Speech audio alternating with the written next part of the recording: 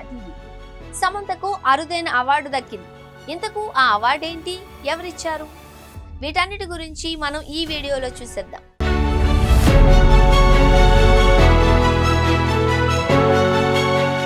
సమంత తెలుగులోనే కాదు, హిందీ, తమిళం వంటి ఇతర భాషల్లోనూ ప్రతిభావంతమైన నటిగా గుర్తింపు తెచ్చుకున్నారు. ఇటీవల కాలంలో ఆమె తెలుగులో నటించిన సినిమాలు ఏవీ లేవు. అయినప్పటికీ వెబ్ సిరీస్ల ద్వారా అభిమానులను అలరిస్తూనే ఉన్నారు. అమ్మడి క్రేజ్ ఇప్పటికీ తగ్గలేదంటే అతిశయోక్తి కాదు. తాజాగా సమంతకు ఓటీటీలో ఉత్తమ నటి అవార్డు లభించింది. హనీ బన్నీ సిరీస్ లో అద్భుతమైన నటన కనుబరిచినందుకు ఒక ప్రముఖ మీడియా సంస్థ ఆమెను ఈ పురస్కారంతో సత్కరించింది.